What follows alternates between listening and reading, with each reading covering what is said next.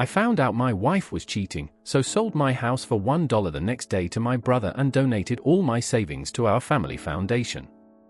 When I gave her the divorce papers and she screamed, "I want half of everything," I calmly agreed, and when she got the settlement offer of just 50 cents, her lawyer called mine 23 times in 1 hour.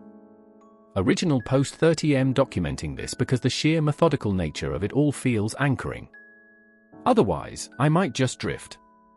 10 weeks ago, my world tilted off its axis. Early arrival from a work trip. The classic sickening discovery. Sophia, 36F, my wife of 10 years with someone else in our bed. Didn't recognize the guy. Didn't matter. The gut punch wasn't just the betrayal itself, but her reaction when they saw me. He looked panicked. She looked put out, like I'd tracked mud on her clean floor. That specific flash of annoyed entitlement, that was the catalyst. I didn't explode, just turned, grabbed my still-packed bag, and walked out. Stayed at my brother David's place in a state of suspended animation for a couple of days. The hurt was immense, a physical ache. But underneath it, something colder started to form.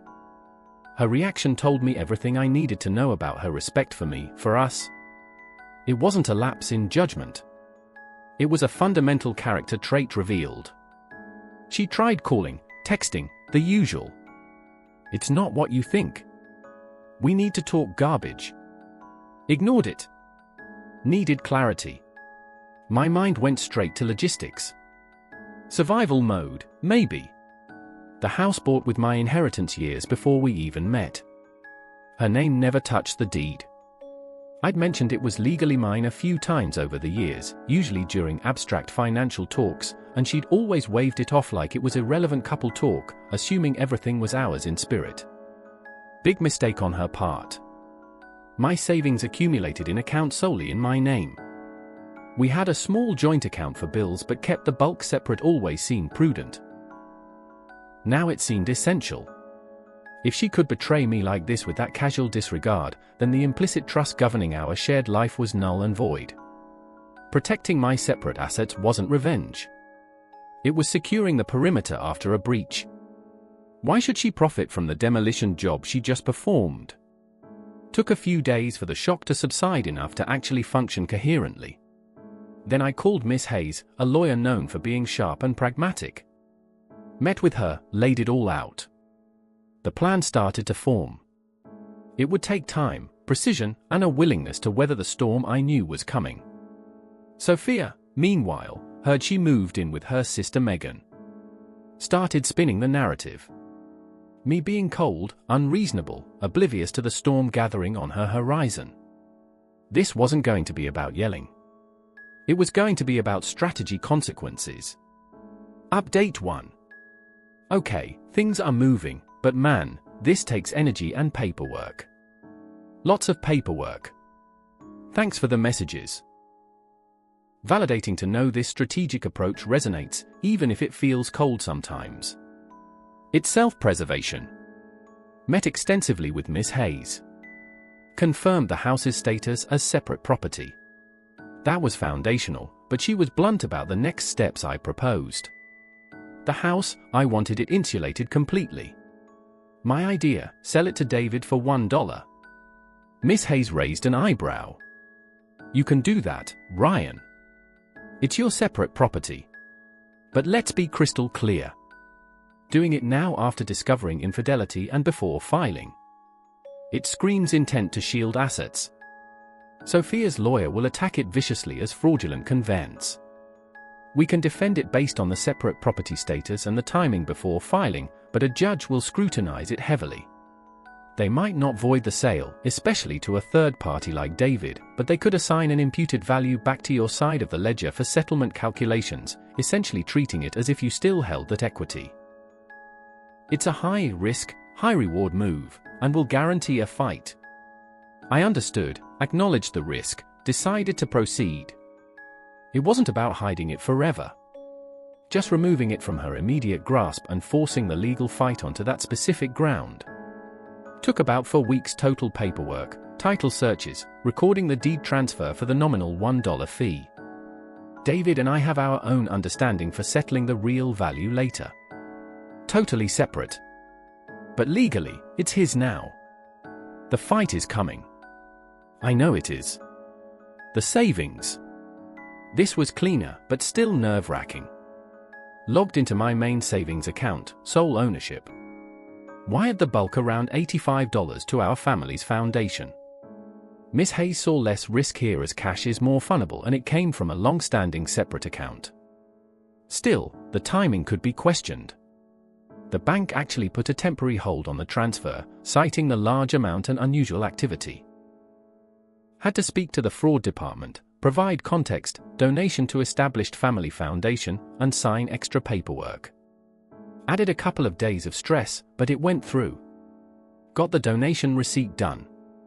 This took another week or so after the house transfer. The buffer and the offer. Learned my lesson from the donation hold. Can't leave myself completely exposed. I needed operating cash accessible outside the main account. Safia might have had visibility on years ago. I set up a new small checking account at a different bank for my salary deposits and daily expenses. Then I deliberately transferred funds out of my original primary checking account, the one she might vaguely remember, until precisely $1 remained. Cold maybe. But I needed the initial settlement offer to reflect the stark reality I had legally created before filing. That 50th offer wasn't just symbolic. It was half of the declared liquid assets in that specific account at that specific moment. Overall timeline. All this took about 9 weeks from D-Day. Weeks of barely sleeping, constant low-level anxiety, endless signatures, and lawyer calls. The icy resolve I mentioned, it takes effort to maintain. There were days I just wanted to curl up. But the image of her annoyed face, the sheer disrespect that kept me going. Miss Hayes drafted the divorce petition last week. Assets declared minimal. The $1 checking account ready to deploy. Update 2. Served the papers. Used a professional process server this time. Miss Hayes insisted. Safer, cleaner, legally documented. He delivered them to Sophia at her sister Megan's place last Friday. The fallout was immediate. Heard later from David, who'd gotten an earful from Megan that Sophia went ballistic. Apparently, she glanced at it, saw divorce, and started screaming about how I was throwing away 10 years over one stupid mistake. Then she saw the asset list. Total meltdown. Predictably, she lawyered up fast, hired a guy named Mr. Coleman. Miss Hayes got the call Tuesday morning. So Ryan, Mr. Coleman called, representing Sophia. He's apoplectic about the initial settlement offer we sent over based on the petition. 50 cents. Figured that would get a reaction. He thought it was a joke, then accused us of malpractice, fraud, hiding assets, demanded immediate full disclosure, threatened sanctions. The usual fireworks said. His client screamed, "I want half of everything" at him and expected him to get it. Half of what exactly precisely? He started listing the house value, estimated savings. I calmly pointed out the petition reflects the assets as of the filing date.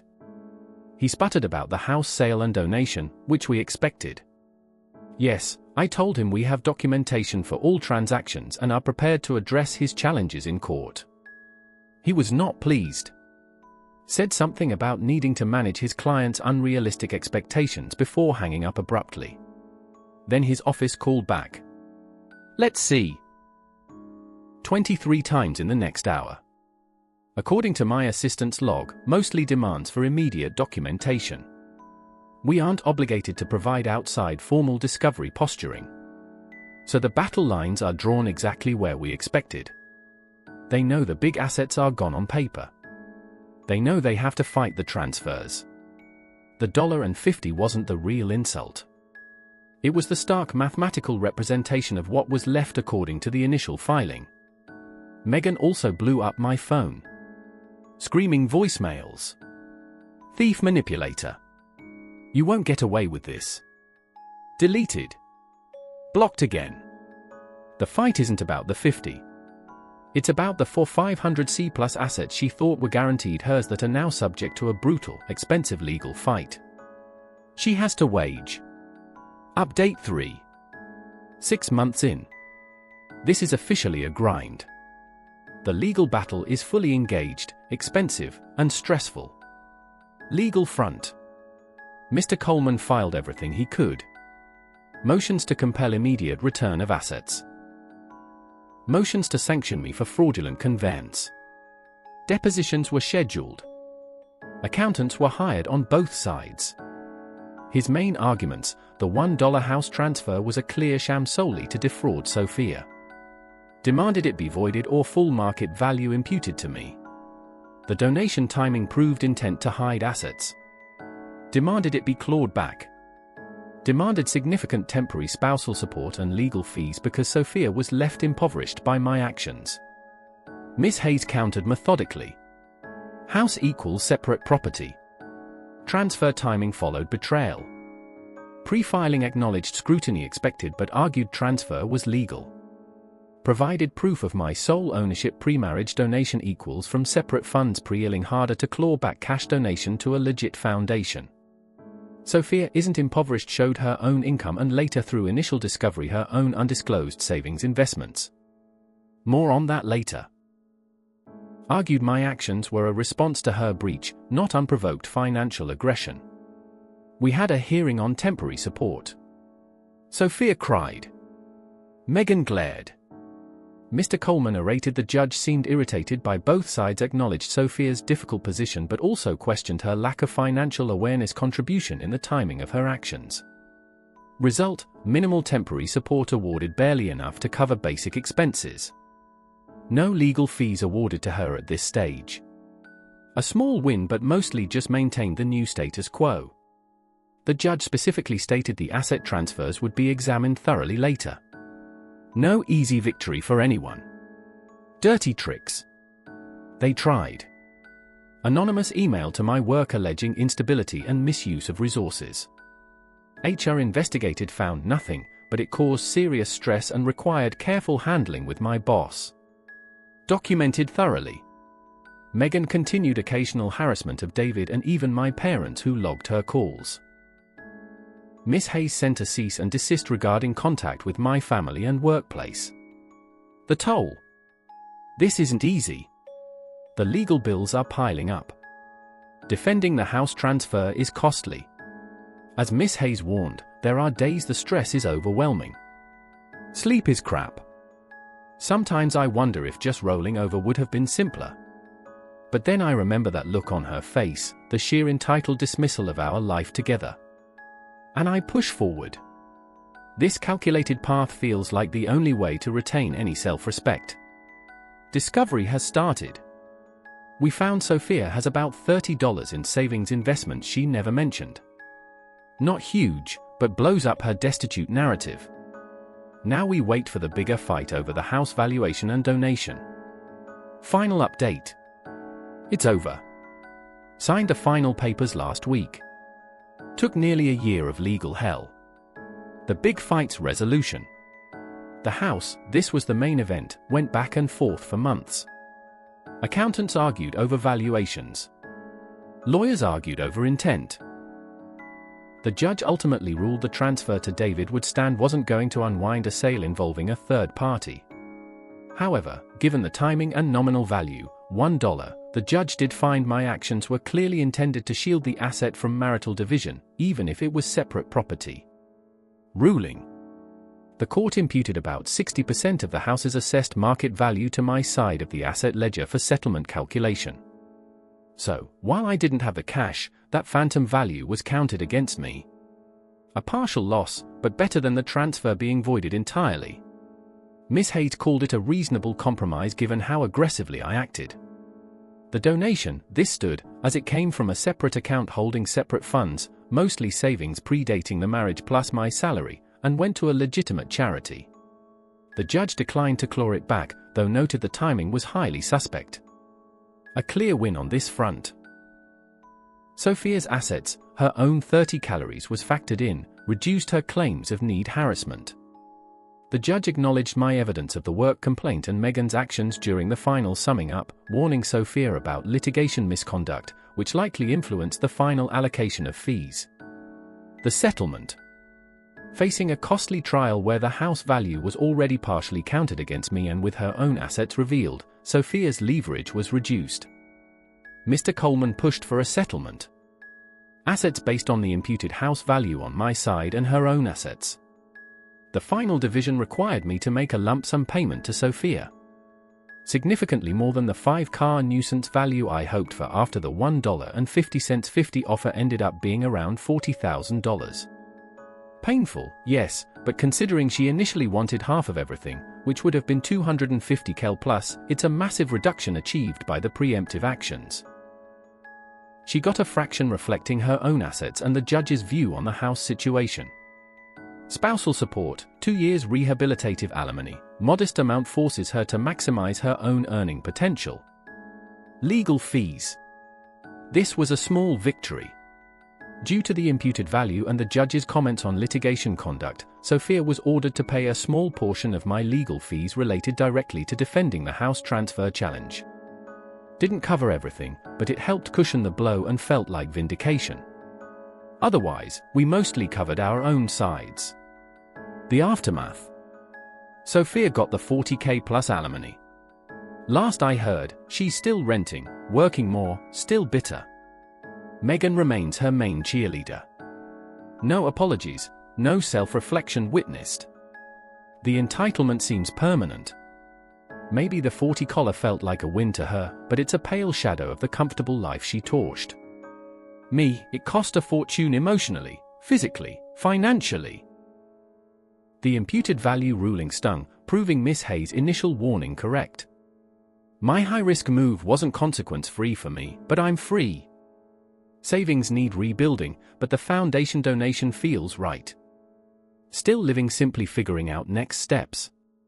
The peace of having her out of my life is worth more than the money. Was it perfect revenge? No.